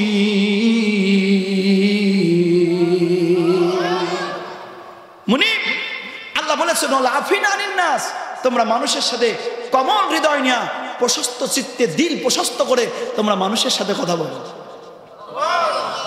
হযরত হুসাইন রাদিয়াল্লাহু তাআলা আনহু মেয়ের দিকে তাকায় বলছে, পাগলি, তুই তো আমার ঘরের মেয়ে, তুই তো আমার কাজের মেয়ে না, তুই আমাকে কোরআন দিয়ে ওয়াজ শোনাস, আমি কি তোর সাথে রাগ করে থাকতে পারি? আমি তো তোর সাথে হাসি মুখেই কথা বলবো। আর একবার বলেন সুবহানাল্লাহ। লম্বা কথা, যেহেতু আমার সময় সংক্ষিপ্ত, আমার ভাইরা আমি সেদিকে যেতে পারছি না। তাহলে আমরা জান্নাতের দিকে দৌড়াতে হলে কয়টা কাজ করতে হবে? কয়টা বলেন? অনেকগুলো কাজ, তার ভিতরে আমি 3টা বলেছি। নাম্বার 1, সাররা ওয়াদ দাররা, সচ্ছল অসচ্ছল, ধনী গরিব, সুস্থ অসুস্থ অবস্থায় দান করতে হবে কার রাস্তায়? নাম্বার 2, রাগকে নিয়ন্ত্রণ করতে হবে। নাম্বার 3 অবশ্যই করে মানুষের সাথে হাসি মুখে কোমল হৃদয় নিয়ে কথা বলতে হবে। কে বলেছেন? জোরে বলেন, কে বলেছেন? আল্লাহ তাআলা আমাদের কবুল করুন, বলছি আমিন। আরো জোরে বলেন আমিন। সম্মানিত উপস্থিতি, এবার আসুন আমরা কোরআন থেকে শুনলাম, এবার রাসূলের জীবনী থেকে শুনি। আল্লাহ রাসূল বলছেন, ওয়ান আবি হুরায়রা রাদিয়াল্লাহু তাআলা আন্না রাসূলুল্লাহি সাল্লাল্লাহু আলাইহি ওয়াসাল্লাম ক্বালা ইযা মাতাল ইনসানু কাতা আনহু আমালুহু ইল্লা মিন সালাসাতিন ইল্লা মিন সাদাকাতিন জারিয়া আও ইলমিন ইনতাফাউ বিহি আও ওয়ালাদিন সালিহিন ইয়াদউ লাহু আও কামা ক্বালা আলাইহিস সালাতু ওয়াসসালাম। চিল্লা বলেন আল্লাহু আকবার। আমার ভাইরা, রাসূল সাল্লাল্লাহু আলাইহি ওয়াসাল্লাম বলছেন, তোমরা যদি এই দুনিয়ায় যে ব্যক্তি মারা যাবে তার সব রাস্তা বন্ধ হবে, তার জন্য শুধু মারা যাওয়ার পরে 3টা রাস্তা খোলা থাকবে। কয়টা? কথা বুঝতে কষ্ট হচ্ছে? জোরে বলেন না, কয়টা? 1 নম্বরে ইল্লা মিন সাদাকাতিন জারিয়া, এই দুনিয়ায় আপনি যা সদকা করে যাবেন, আপনি মারা যাওয়ার পরও কিয়ামত পর্যন্ত এই সদকার সওয়াব আপনার আমলনামায় চলতেই থাকবে। রাসূল সাল্লাল্লাহু আলাইহি ওয়াসাল্লামের হাদিস অনুযায়ী আমরা পেয়েছি। তাহলে আমরা এবার মিলাই, কোরআনে আল্লাহ বলছেন সাররা ওয়াদ দাররা, সচ্ছল অসচ্ছল অবস্থায় দান করতে হবে। হাদিসে বলা হচ্ছে ইল্লা মিন সাদাকাতিন জারিয়া, মারা যাওয়ার পরও যে জিনিসটি বেঁচে থাকবে সেটা হলো আর আমার সদকায়ে জারিয়া। সুবহানাল্লাহ বলেন না? একদিকে আমরা সূরা আলে ইমরানের 134 নম্বর আয়াতে পেলাম যে দান করতেই থাকতে হবে, আর দান করলে ওই দানটা মরার পরও আপনার কবরে যাবে। সুবহানাল্লাহ বাড়ি যায় বলে আরো জোরে বলেন সুবহানাল্লাহ। আমি দ্রুত সামনে এগিয়ে যাচ্ছি, বিস্তারিত বলতে পারছি না। নাম্বার 2, আও ইলমিন ইনতাফাউ বিহি, যে এলেম আপনি অর্জন করেছেন। এলেম মানে জ্ঞান। এলেম মানে কি? আমাদের দেশে দ্বিমুখী শিক্ষা ব্যবস্থা, একটা হলো জেনারেল লাইন এডুকেশন, আর একটা হলো আরবিক লাইন এডুকেশন। জেনারেল এডুকেশনে রাষ্ট্র পরিচালনা থেকে শুরু করে আইন সহ বিভিন্ন সাবজেক্টের উপরে পড়াশোনা করানো হয়, কিন্তু আমাদের জেনারেল আরবিক লাইন এডুকেশনে যে শিক্ষাটা দেওয়া হয়, ইসলাম এবং নৈতিকতা বোধ, এদেরকে ভালো ভালো জায়গায় যেতে দেওয়া হয় না। ঠিক কিনা বলেন? এজন্য আমরা যতই বলি যে 16 বছর ধরে যারা রাষ্ট্র চালিয়েছেন এদেশের ছাগলেও জানে যে পালিয়ে গেছেন, এ কথা বলে আমাদের আর মন নষ্ট করার দরকার নাই। কথা বলেন ঠিক কিনা? এখন কথা হলো যারা 16 বছর পরে পালিয়ে গিয়েছেন, এখন আমরা যারা ক্ষমতায় আসার জন্য চেষ্টা চালাচ্ছি আমাদেরকেও সক্রিয় থাকতে হবে। যদি আমরা নীতির পরিবর্তন করতে না পারি তো 16 দিন পরেও আমাদেরকে পালানো লাগতে পারে। কথা বলছেন না কেন? এজন্য নেতা নয়, নীতির পরিবর্তন দরকার, ঠিক কিনা বলেন? আমার নেতার চরিত্র ফুলের মতো পবিত্র, নামাজ পড়ে না, এক ওয়াক্ত গাঁজা খায় 5 ওয়াক্ত। কথা বলেন আছে না নাই? যেখানে সিন্ডিকেট হলো সেখানে এখন সিন্ডিকেট হচ্ছে, যেখানে চুরি ছিল সেখানে চুরি হচ্ছে। তাহলে কি পরিবর্তন? শুনে আমরা খেয়ে দিয়েছি একদলকে, আর আমার আরো কিছু প্রেতাত্মা এদেশে জমা হয়ে আছে। কথা বলেন ঠিক না ঠিক বাড়ানো? এজন্য খুব ভালো করে বোঝেন, আমরা স্পষ্ট বলতে চাই এদেশ আমাদের 47,000 বর্গ মাইলের দেশ নিয়ে আমাদের দাদা বাবুরাও এখন বিভিন্ন রকম উল্টোপাল্টা কথা বলা শুরু করেছে। কথা বলেন ঠিক কিনা? এবং কিছু হকার মার্কা সাংবাদিক মানে আমার ইন্ডিয়ায় বসেও কিছু উপাত্ত চালাচ্ছে। কথা বলেন ঠিক না বাড়ি বাড়ানো? তবে তারা চট্টগ্রাম সহ আমাদের একটি ভূখণ্ড ফেনী সহ দখল করার হুমকি ধামকি দিচ্ছে। আমরা স্পষ্ট ভাষায় বলতে চাই যে পৃথিবীতে কিয়ামত পর্যন্ত একজন মুসলিম 2 জন কাফের, ঠিক না বলেন? তাহলে আমরা বাংলাদেশের 20 কোটি মানুষ, অন্য দেশের 40 কোটি মানুষ তাকবীর দিলেই কাপড় খুলে যাবে। কথা বলেন ঠিক না বাড়ি বাড়ানো? এজন্য বাঘকে যদি শিয়ালে ভয় দেখায় এ ভয় বাঘ পাবে না। কথা বলেন ঠিক না বাড়ি বাড়ানো? এ বাংলাদেশের জনগণ ইসলামের জন্য, কোরআনের জন্য শুধু না, এদেশের স্বাধীনতা সার্বভৌমত্বকে রক্ষা করার জন্য, এদেশের ইঞ্চি ইঞ্চি মাটিকে রক্ষা করার জন্য হাজারো তরুণ যুবক জীবন দেওয়ার জন্য রাজি হয়েছে। কথা বলেন ঠিক না বাড়ি বাড়ানো? আমাদের ভূখণ্ডের দিকে, আমাদের জমিনের দিকে একটা বার যদি আঙুল তুলে তাকিয়েছ ওই চোখ আমরা উপড়ে ফেলার জন্য প্রস্তুত রয়েছে। কথা বলেন ঠিক না বাড়ি বাড়ানো? অতএব আমরা হুঁশিয়ারি সংকেত করতে চাই, ভারতের দাদাবাবুদের বলতে চাই, বাংলাদেশ নিয়ে সিনেমিনি খেলা যাবে না। আর এটা যদি খেলতে চাও বাংলাদেশের মুসলমানরা দিল্লির মসনদে কালিমার পতাকা ওড়াবে। কথা বলেন ঠিক না বাড়ি বাড়ানো? এই পতাকা ওড়ানোর জন্য যদি আমার ময়দানে যেতে হয়, জীবন দিতে হয়, রক্ত দিতে হয়, এত হিন্দু জনতা কে রাজি রয়েছেন? 2 হাত তুলে মাওলাকে দেখা।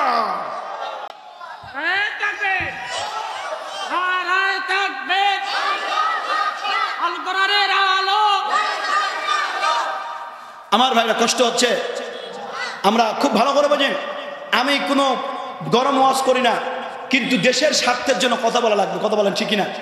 আমরা বলতে চাই এখন যিনি ভারতের প্রধানমন্ত্রী আছেন মোদি, ইনিও হয়তো আর 20 বছর পরে থাকবেন না, আমাদের দেশের খালা বুবুরাও আর থাকবেন না, কিন্তু বাংলাদেশ থাকবে, ভারত থাকবে, ঠিক কিনা বলেন? ভারতের ভূখণ্ডও থাকবে, বাংলাদেশের ভূখণ্ডও থাকবে। এজন্য আমরা যারা ভারত প্রীতি নিয়ে এত ব্যস্ত আছেন, আমরা ভারতদেরকে মেসেজ দিতে চাই যে আমাদের সাথে সম্পর্ক যদি তোমরা ভালো না রাখো, 7 দিন রোজা করব, 1 মাস না খেয়ে থাকবো, তারপরও তোমাদের কাছে মাথা আমরা নত করবো না। কথা বলেন? আল্লাহ আমাদের সুমতি দান করেন, বলছি আমিন। 2 নম্বরে আমরা বলতেছিলাম যে এলেম, যে জ্ঞানটা আপনি অর্জন করবেন, এই জ্ঞানটা, যে জ্ঞানটা আপনি রেখে যাবেন, এই জ্ঞানটা আপনার সাথে কবরে যাবে কিয়ামত পর্যন্ত। কেমন ভাবে?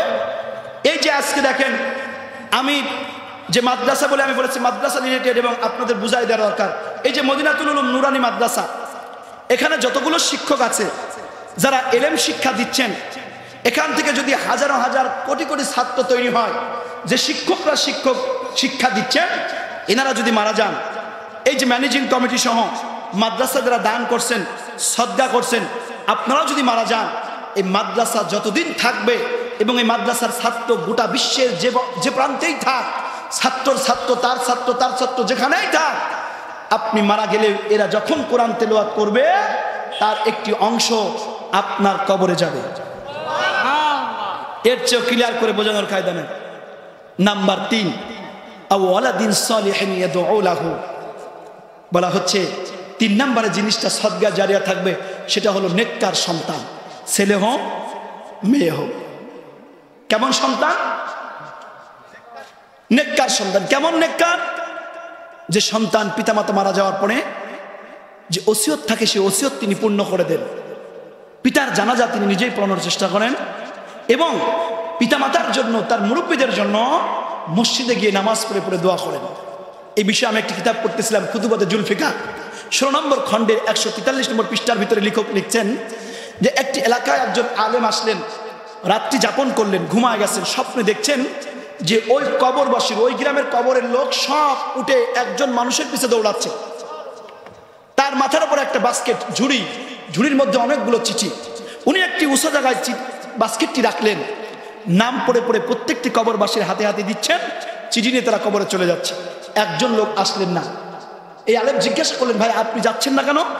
বলল, ওরা যে সোয়াবের জন্য গিয়েছে ওই সোয়াব আমার লাগে না, কারণ আমি আসার আগে, মৃত্যুবরণ করার আগে আমার একটি ছেলে ছিল, তাকে আমি কোরআনের হাফেজ বানিয়েছি। মান কোরআন কোরআন ফাস্তাজহারাহু ফাহাল্লা হালালাহু ওয়া হাররামা হারামাহু আদখালাহুল্লাহুল জান্নাহ ফাশাফাহু ফি আশরাতিন মিন আহলি বাইতিহি কুল্লুহুম ক্বাদ আজাবাত লাহুন নার আও কামা ক্বালা আলাইহি সাল্লাতু ওয়াসসালাম। চিল্লায়া বলেন আল্লাহু আকবার। এই পৃথিবীর মধ্যে যে ব্যক্তি আল্লাহর কোরআনকে মুখস্থ করবে, হালালকে হালাল আর হারামকে হারাম জানবে, আল্লাহর হাবিব বলেন আল্লাহ তাকে বিনা হিসেবে জান্নাত দেবে। ফাশাফাহু ফি আশরাতিন মিন আহলি বাইতিহি কুল্লুহুম ক্বাদ আজাবাত লাহুন নার। চিল্লায়া বলেন আল্লাহু আকবার। ওই হাফেজে কোরআনের সুপারিশ এমন ভাবে কবুল করা হবে তার বংশের জন্য, ব্লাড কানেক্টেড সহ লজিন মাস্টার যারা মাদ্রাসায় দান করেছে, ওই মাদ্রাসার যারা দাতা সদস্য ছিলেন, ওই হাফেজে কোরআন কিতাবে হাদিসের ব্যাখ্যা এসেছে, ওই হাফেজে কোরআন মাদ্রাসার দাতা সদস্য দানকারীদেরকে ইচ্ছা করলে তিনি জান্নাতে নিতে পারবে। আমার ভাইরা, আমার বাপজিরা, কেন বলছি আওয়ালাদিন সালিহিন ইয়াদউ লাহু, আরেকবার বলেন আল্লাহু আকবার।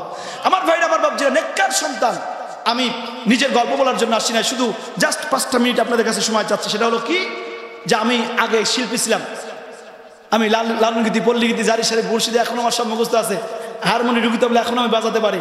কিন্তু 1999 সালে যখন আমার আব্বা মারা গিয়েছেন, আজ থেকে 25-26 বছর আগে, আমার ইচ্ছা ছিল, আমার আব্বার ইচ্ছা ছিল একটা ছেলেকে হাফেজ বানাবো। আমার 11টা ভাই বোন, আমি 10 নম্বর। আমার ছোট একটা ভাই আছে। আব্বা মারা যাওয়ার পরে সবাই তারে মাদ্রাসায় দিল। 3 দিন পরে পালায় আসছে। তা আমি বললাম, আব্বার যেহেতু ইচ্ছা ছিল, তখন আমি এসএসসি পরীক্ষার্থী, আমি বললাম আমি যাব। অনেক বড় হয়ে আল্লাহ তাআলা কবুল করেছেন, হেফজখানায় গিয়েছি। ওর ভর্তি, ওর ব্যাডিং, ওর টাকা পয়সায়, ওর চাউলে আমি পড়া শুরু করছি। আল্লাহ তাআলা আমাকে 3.5 বছরে হাফেজ বানিয়েছে। হাফেজ ওই বাড়িতে এসেছি, আমার মা আসল পেতে দোয়া করেছেন। 27 বছর আগে আব্বা চলে গেছে। আমার মা দোয়া করতেন যে আল্লাহ তুমি আমার ছেলেকে গানের মঞ্চ থেকে বাতিল করে কোরআনের মঞ্চে কবুল করো। মায়ের দোয়া গুলি মিস হয়েছে, মায়ের দোয়া মিস হয় নাই, আল্লাহ আমাকে কোরআনের মঞ্চে কবুল করেছে। কেন বলছি আওয়ালাদিন সালিহিন ইয়াদউ লাহু? কেন বলছি আমার ভাইরা, যখন আমি হাফেজে কোরআন হয়ে আলেম ভর্তি হলাম, মাদ্রাসা লাইনে ভর্তি হলাম, আস্তে আস্তে আস্তে আমি আলেম হলাম, ময়দানে কথা বলা শুরু করলাম। আমার মা আজ থেকে 6 বছর, 6.5 বছর আগে ব্রেন স্ট্রোক করলেন। ব্রেন স্ট্রোক করে মা আমার বিছানাগত হয়ে গেলেন। পোশাক পায়খানা সব বিছানায়, 2টা পা ড্যামেজ, বাম হাতটা ড্যামেজ, শুধু ডান হাতটা একটু ভালো ছিল। মৃত্যুর 25 দিন আগ থেকে খাওয়া দাওয়া বন্ধ, 2-1 চামচ ফলের রস খেয়ে বেঁচে থাকতেন, কথাও বন্ধ, 2টা পা ড্যামেজ, বাম হাতটাও ড্যামেজ। শিক্ষার জন্য বলে যাচ্ছি, রংপুরবাসী, এ মহানগর সিটিবাসী হাতে ধরে যায়, পায়ে পড়ে যায়। জান্নাত কোথায়? খেয়াল করুন আমার কথার দিকে। আমি ছুটি পেলেই, মাহফিল করতে গেলেই, চুয়াডাঙ্গা, মেহেরপুর, যশোর, সাতক্ষীরা অঞ্চলে গেলেই মাহফিল শেষে বাড়িতে যাইতাম। 4টা, 3টা, 5টা ভোর হয়ে যেত। যতদিন ঢুকেছি দেখেছি সবাই যার যার ঘরে সেই ঘুমায়, কিন্তু একজন মানুষ ঘুমায় না, তিনি আমার মা। আলহামদুলিল্লাহ। আমি গেটের কাছে যাওয়ার সাথে সাথে দরজা খুলে গেছে। বলেছি, মা তুমি কি ঘুমাও নাই? বলেছে, জাদু তুমি যখন বাড়িতে আসতে চাও তখন আমার ঘুম আসে না। একবার বিছানা, একবার গেট, একবার তসবিহ, একবার লাঠি নিয়ে আমি ঘুরে বেড়াই। জোরে বলেন আল্লাহু আকবার। ভাইরা আমার, গল্প শোনাচ্ছি না। মৃত্যুর 3 দিন আগে জনম দুঃখিনী মা খুব অসুস্থ। আমার মাহফিল ছিল মেহেরপুর জেলার সদর থানার মধ্যে। ভাইজান বাপজানেরা আমার, মাহফিল শেষ করে আমি 3:30টার সময় বাড়িতে আসলাম। জনম দুঃখিনী মা নিথর দেহ পড়ে আছে, মৃত্যু শয্যায় সজ্জিত আমার মা। ব্যাগটা মাথার কাছে রাখলাম, অজু করে এসে নামাজে যাই, নামাজে দাঁড়ায় গেলাম মাতার মায়ের শিওরে।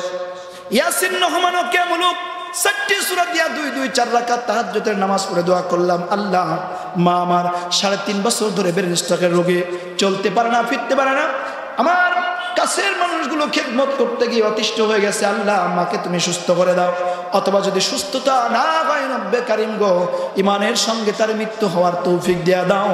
দোয়া শেষ করে দেখলাম জনম দুঃখিনী মা শব্দ করছে গলার মধ্যে।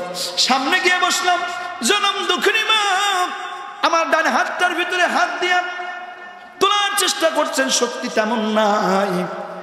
আমি একটু জোর দিলাম, জনম দুঃখিনী মা একবার ডান গালে একবার বাম গালে হাত বুলায় দেয়।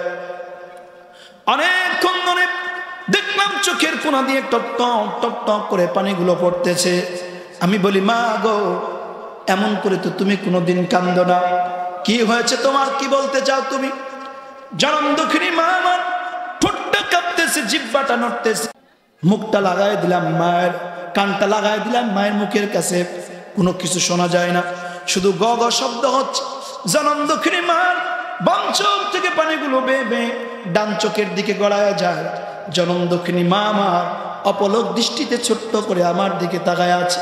আমি বলি, মা এমন করে তো কোনোদিন তুমি কান্দো না, তোমার কি হয়েছে, আমাকে কিছু বলতে চাও না? জনম দুঃখিনী মা অপলক দৃষ্টিতে আমার দিকে তাকায় আছে। আমার ভাইজান বাপজানেরা, ফজরে আজান হলো, নামাজ পড়ে এসে আমার সিরাজগঞ্জের শাহজাদপুর থানায় মাহফিল রওনা করব। বললাম, মা বিদায় দাও। রওনা করেছি, 2 কদম হাঁটার পরে জনম দুঃখিনী মা দেখলাম তোষকের উপরে ডান হাত দিয়ে থাবায়। পিছনে ফিরে গেলাম, দেখলাম জনম দুঃখিনী মা ডান চোখ থেকে পানিগুলো গড়ায় গড়ায় বাম চোখ দিয়ে টপ টপ টপ টপ করে পড়তেছে। মাদ্রাসার মাহফিল যখন হেফজখানায় পড়তাম, 3 দিনের ছুটি পেয়েছি, বাড়িতে এসেছি। একটা দিনের জন্য আমি আমার মার শাড়ি, আমার মায়ের পেটিকোট কাউরে আমি ধুতে দেই নাই। মার মাজাটা একটু বাঁকা ছিল, একটা দিনও টিউবওয়েল চাপতে দেই নাই।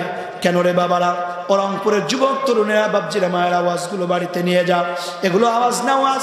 কেন আমি মায়ের খেদমতে লেগে থাকতাম? কারণ আল্লাহ নবীর হাদিস আমরা হুজুরদের মুখে শুনেছি, আল জান্নাতু তাহতা আকদামিল উম্মাহাত আও কামা ক্বালা আলাইহিস সালাতু ওয়াস সালাম। মায়ের খেদমত চালায় যায়, কোনো দিন আমি কষ্ট পাই না, আমার কষ্ট পাই নাই। অসুস্থ যে কয়দিন ছিল, 3.5 বছর যতটুকু সময় পেয়েছি মায়ের শিওরে কাটানোর চেষ্টা করেছি। চিন্তা করতাম চা খেতে পারবো, আড্ডা দিতে পারবো। এই পৃথিবীর মধ্যে সবচেয়ে নিঃস্বার্থ ভালোবাসার জিনিস মা যদি চলে যায় আর কোনোদিন তাকে পাওয়া যাবে না। ভাইরা আমার সকালবেলা এক প্রকার জোর করে বিদায় নিলাম। মা আমার ততক্ষণ পর্যন্ত আমার দিকে তাকায়া অবলোক দৃষ্টিতে তাকায়া আছে। আবার ফিরে গিয়ে বললাম, মা তোমার চাহনি তো আমার ভালো লাগে না, আমার তো মাহফিল আছে যেতে। মা গো কি বলতে চাও তুমি? মা আবার হাতের ইশারা দেয়, মার কাছে গিয়েছি।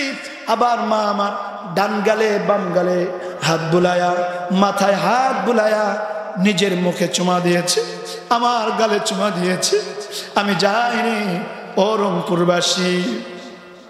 10:30 বাজে হঠাৎ ফোন আসলো, বললো, ইরশাদ চাচির অবস্থা ভালো না, তোমার আর যাওয়ার দরকার নাই।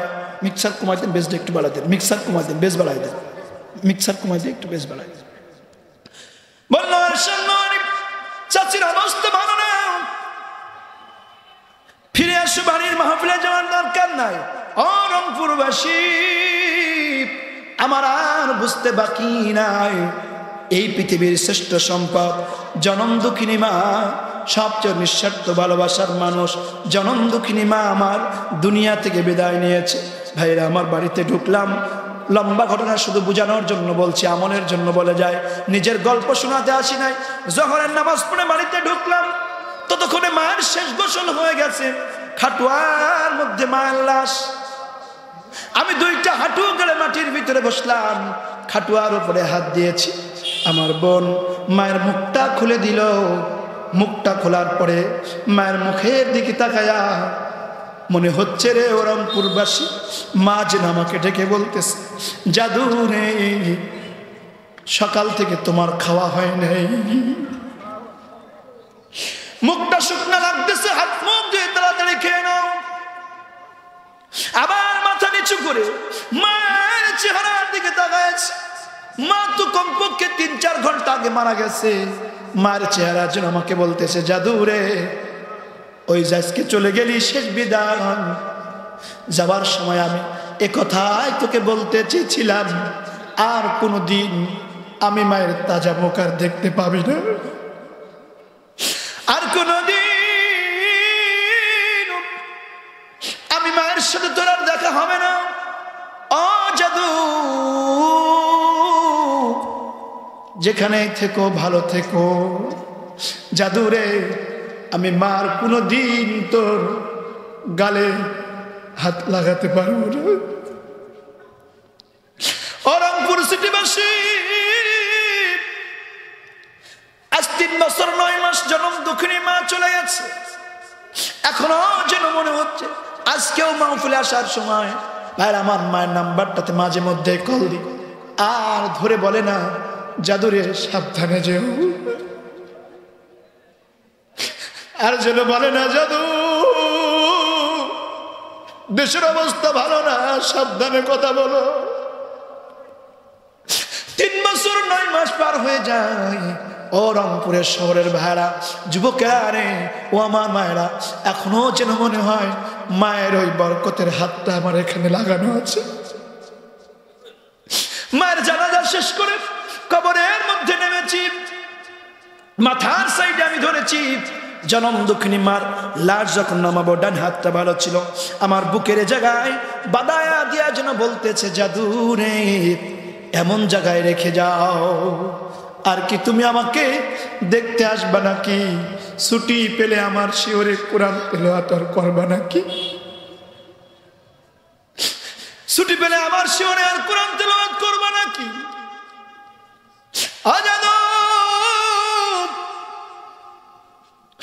আর তুমি ছুটি পেলে আমার কাছে এসে বসবা নাকি? আমার টিউবওয়েলের পানি চেপে দিবা নাকি? ও জাদু, আবার কি আমার এখানে আসবে নাকি? এমন জায়গায় রেখে যাও, জানলা নাই, দরজা নাই, নিচে মাটি, ডানে মাটি, বামে মাটি। আমি ওই দিন কবরের মধ্যে দাঁড়ায় বলেছিলাম, রব্বে কারীম, যতদিন বেঁচে থাকবো আগে বাড়িতে আসলে আগে মায়ের কবরে যাব, তারপরে বাসায় ঢুকবো। ভাই আমার এই মাসের 23 তারিখে, গত নভেম্বরের 23 তারিখে মাহফিল ছিল নিজ গ্রামে। বাড়িতে ঢুকার আগে কবর জিয়ারত করে আসলাম। মার কবরের কাছে দাঁড়ায়া বলতেছিলাম, রব্বে কারিম গো, বাড়িতে ঢুকলে মা একটা ডিম সেদ্ধ করে স্টিলের গ্লাসের মধ্যে চেপে ধরে রাখ। ছোট্ট ছোট্ট বাচ্চারা অনেকেই ছিল, কাউরে দিত না। আমি বাড়ি গেলে বলতো, জাদুরে এখানে আসো, কাছে বাসায় ডিমটা বের করে দিত, তুমি খাও, মাদ্রাসায় পড়ো, খাবার তেমন ভালো হয় না। আমি বলতাম, মা, এই মা মহাব্বত আমি কিভাবে রাখবো? একটুখানি খাওয়ার পরে মানে খাওয়ানোর চেষ্টা করেছি। বলতাম, মা গো, আমি তো বেঁচে থাকলে কত খাবো, তুমি একটু খাও। ভাইরা রে, আমার বাপজিরা, আমার জনম দক্ষিণী মার ঘরে ঢুকেছি 23 তারিখে। আমি মাগরিবের নামাজ পড়ে দেখলাম মায়ের তসবিটা ঝুলানো আছে, হুইল চেয়ারটা সেইভাবে আছে, লাঠিটা আছে, মার বসার চেয়ার আছে, সেই স্টিলের গ্লাসটাও খাটের নিচে রয়েছে। কিন্তু যে জায়গায় বসে জনম দুঃখিনী মা আমার লুকমাগুলো অবলম্বন করতেন, ওই জায়গাতে আর মা নাই। এজন্য রংপুরবাসী, যান, আজকের আজকে বাড়িতে নিয়ে যাবি, জান্নাত যাবি। কোন দরবারে যাওয়ার দরকার নাই। আব্বা বেঁচে আছে, মা বেঁচে আছে, তোর ইনকামের অটোর টাকা, করিমন নসিমন, পটাম চরিমন, ব্যবসা বাণিজ্য, মাঠঘাটের ডাগা। যখন তুই বাজার থেকে আসবি, একটা আঙুর ফল, 2টা আঙুর ফল, 5টা আঙুর ফল, একটা কমলা লেবু, একটু বিস্কিট, একটু পাউরুটি। মা সন্দেশ পছন্দ করে, আব্বা পাউরুটি পছন্দ করে, কিনবি, পকেটের কোনায় রেখে দিবে। বাড়িতে আসবি, সবার খাওয়া দাওয়া শেষে 10টা 11টার সময় মার ঘরে যাবে। আব্বার ঘরে যাবি, ডাক দিবি, দেখবি মা ঘুমায় নাই। বলবে, জাদুরে তোর কি রাস্তায় কষ্ট হয়েছে নাকি? আপনি বলবেন, না মা, কষ্ট হয় নাই। অখফিদ লাহুমা জানাহাদ-দুল্লি মিনার রাহমা, সূরা বনী ইসরাঈল 24 নম্বর আয়াতের সেন্টেন্স। আল্লাহ বলছেন, বান্দারে, তোরা বাবার জন্য হাতটাকে রহমতের হাত বানায় দাও। মুরগি যেমন বাজপাখি দেখলে তার ডানার মধ্যে 8-10টা 20টা ছাকে ডানা দিয়ে ঢেকে দেয়।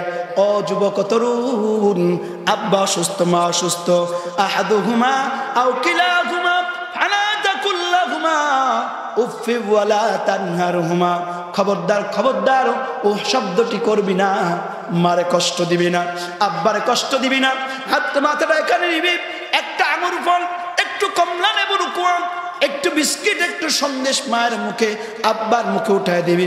দেখবি আব্বা আসমানের দিকে তাকায়, মা আসমানের দিকে তাকায়, চোখের কোনায় পানি, চোখের কোনায় পানি। জিজ্ঞাসা করবি মা আব্বা কেন কান্দো?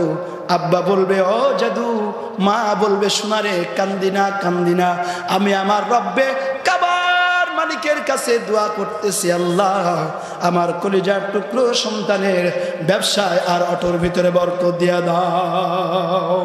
আমার মা, প্রিয় মা, তোমার শুধু মনে পড়ে, মাঝি আমার কত আপন, ভুলতে পারি না তাকে। আমার মা, প্রিয় মা, তোমার শুধু মনে পড়ে। কথা বলেন ঠিক কিনা? ছেলের দুঃখে মা শুধুই কাঁদে, তারি খুশিতে আবার দুঃখ ভোলে। সেই সে মায়ের আজীব সেবা করো, খোদার কাছে তুমি দোয়া করো।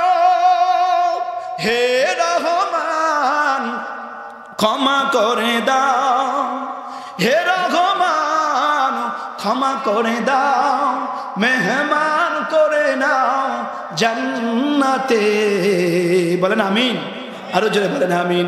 মেহমান করে নাও জান্নাতে, আমার মা, প্রিয় মা, তোমার শুধু মনে পড়ে, তোমার শুধু মনে পড়ে। কথা বলেন ঠিক কিনা? আমার ভাইরা এগুলো আওয়াজ না, ওয়াজ বাড়িতে নিয়ে যান। আমি গুনাহগার, আপনাদের নিয়ে 1-1.5 ঘন্টার মতো কথা বলেছি। আপনার খুশি না বেজার? আজকের মাহফিল পেয়ে খুশি না বেজার? আমার ভাইরা ভালো করে বোঝেন, আমি 3টি পয়েন্টে কথা বলেছি, 3, 6টা আর একটা পিতামাতা, মোট 6টা, আর এই পিতামাতা নিয়ে মোট 7টা পয়েন্টে কথা বলেছি। ভাইরা আমার, বাপজিরা আমার, কোনো কিছু লাগবে না, শুধু একটা ওয়াজ বাড়িতে নিয়ে যান। আব্বা নাই, মা আছে, একটা জান্নাত আছে। বাপ মা দুজন আছে, রসুল বলেন তোমার 2টা জান্নাত আছে। হুমানানুকা হুমা জান্নাতুকা, রসুল বলছেন বাপ মা তোমার জাহান্নাম, বাপ মা তোমার জান্নাত। বাপ মা নাই তো কি হয়েছে? সুম্মা আদনাকা আদনাকা, মুত্তাফাকুন আলাইহি। জোরে বলেন আল্লাহু আকবার। বাপ মা নাই তো কি হয়েছে?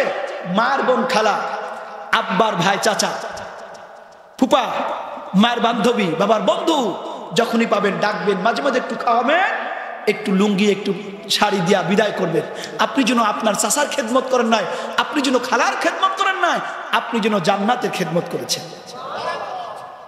আমার ভাইরা, ইনদা সিদরাতুল মুনতাহা ইনদাহা জান্নাতুল মাওয়া, 7ম আসমানের পাশে একটা জান্নাত আছে। সূরা নাজমি 14-15 নম্বর আয়াত নোট করে নিয়ে যান।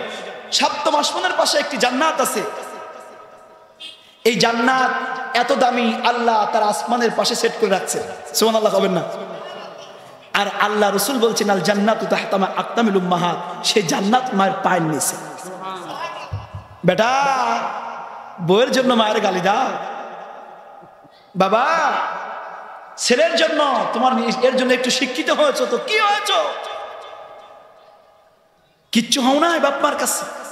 ওই মূর্খ বাপ মা তোমাকে ধান বেচে, লেবার খেটে, ভ্যান চালায়, অটো চালায় তোমার মানুষ করেছে।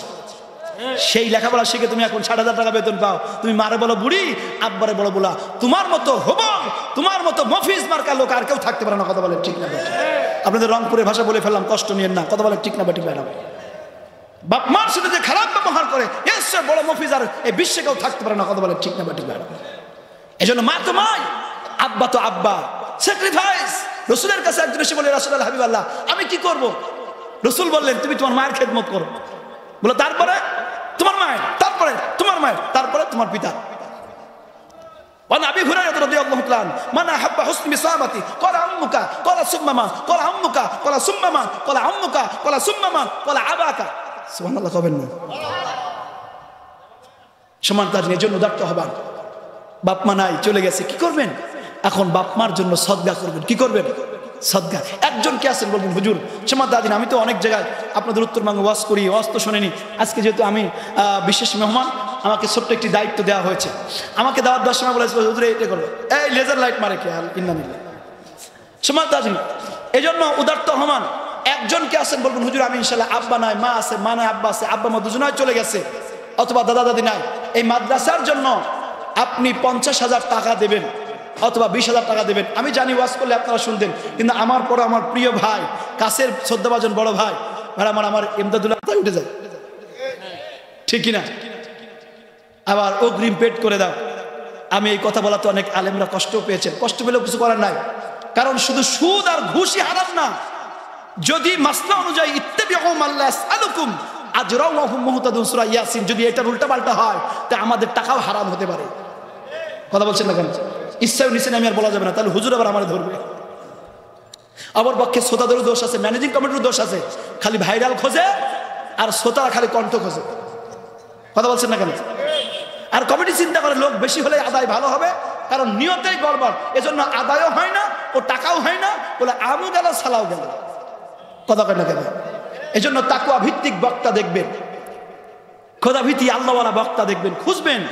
আর আমার লোক অল্প হোক, শ্রোতা কম হোক, হেদায়েতের জন্য ওয়াজ মাহফিল দেবেন। টার্গেট নেবেন না যে মাহফিল মানে আদায়, তাহলে টার্গেট পূর্ণ হবে না। নিয়ত করবেন যে আমরা 2-4টি কোরআনের কথা মানুষকে শোনাবো, সমাজের মানুষের কাছে মেসেজ দেব।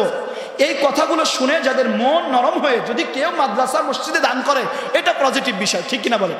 কিন্তু টার্গেটই যদি হয় টার্গেট এবং কালেকশন, তাহলে মাহফিল দেওয়াচ্ছে না দেওয়াই ভালো ছিল। কথা বলছেন না কেন?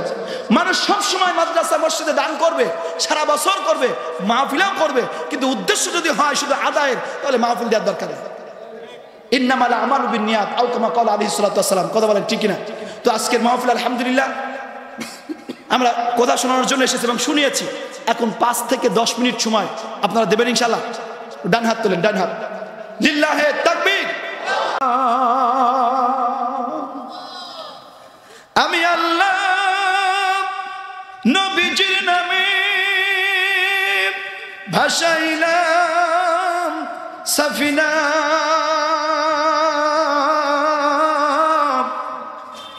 ছেড়ে দে নৌকা মাঝি যাব মদিনা। বলেন সবাই, ছেড়ে দে নৌকা মাঝি যাব মদিনা, ছেড়ে দে নৌকা মাঝি যাব মদিনা। মারহাবা খাবেন না? দে দে পাল তুলে দে মাঝি হেলা করিস না, ছেড়ে দে নৌকা মাঝি যাব মদিনা, তুই ছেড়ে দে নৌকা মাঝি যাব মদিনা। ও মক্কায় নবী এলো মায়া মেনার কোলে, হাসিলে হাজার মানি কাঁদিলে মুক্তা ঝরে, ঠিক না বলে? ও মদিনায় নবী এলো মায়া মেনার কোলে, হাসিলে হাজার মানি কাঁদিলে মুক্তা ঝরে। ও মুর্শিদ যার শাখা তার কিসের ভাবনা, আল্লাহ যার শাখা তার কিসের ভাবনা, ছেড়ে দে নৌকা মাঝি যাব মদিনা, তুই ছেড়ে দে নৌকা মাঝি যাব মদিনা। দে দে পাল তুলে দে মাঝি হেলা করিস না, ছেড়ে দে নৌকা মাঝি যাব মদিনা, তুই ছেড়ে দে নৌকা মাঝি যাব মদিনা। Medina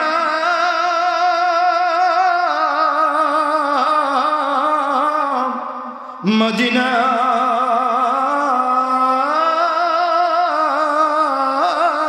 Medina. আবার দেখা হবে, আর কথা হবে। আসসালামু আলাইকুম ওয়া রাহমাতুল্লাহি ওয়া বারাকাতুহু।